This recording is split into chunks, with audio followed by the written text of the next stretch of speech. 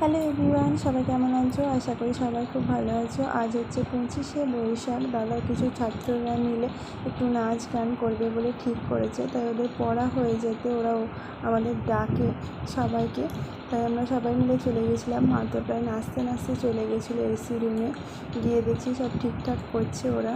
তারপরে দেখি দিশা কবিতা বলছে। কবিতা লিখেছো? বেশ, পড়বো তো বটেই। আগে খবরের কাগজটা পড়ি শেষ। অবস্থা গেল দিদিজির কাছে। দাদু দিদি, আয় দেখ না,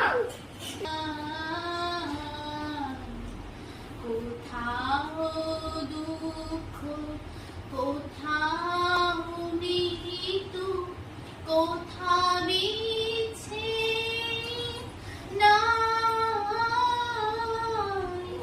তোমারও অসীমে প্রাণ। ওরা ওরা নাচছিল আর আমার ছেলে সমানে ওদের সঙ্গে তাল মিলিয়ে ও নাচছিল। ওদের স্টেপ বাই ফলো করে হাত পা যেরকমভাবে ছুটছে সেরকমভাবে ও ছুটছিল। সবাই দেখে হাসছিল। আর এত ভালো ওরা মানে নাচ কবিতা গান করছিল যে আমার কাটতেই, মাঝখান থেকে ভিডিওটা যখন আমি এডিট করছিলাম আমার কাটতেই ইচ্ছে করছিল না, কিন্তু ভিডিওটা লং হয়ে যাচ্ছিলো, ওই জন্য একটু কাটতেই হলো আমাকে ভিডিওগুলো। কিন্তু মানে সবার ভিডিওগুলো আমার ফোনেই থাকবে। খুব ভালো হয়েছে আজকের প্রোগ্রামটা, ছোট করে আরও সমানে হাততালি দিয়ে যাচ্ছে।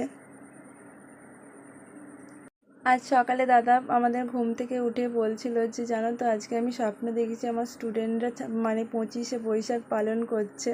সেই স্বপ্নটাই সত্যি করে দিল দাদার স্টুডেন্টগুলো।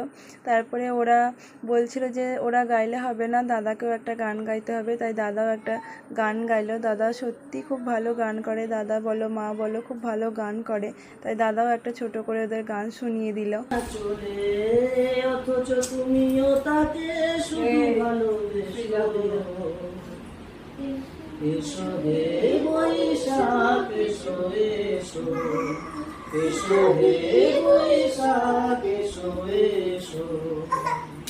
দু চোখে হঠাৎ করে কাল বৈশাখী, চৈত্রের বেলা শেষে পাতা ওড়ে নাকি, গত বছরের মায়া ভেঙে যাবে বলে।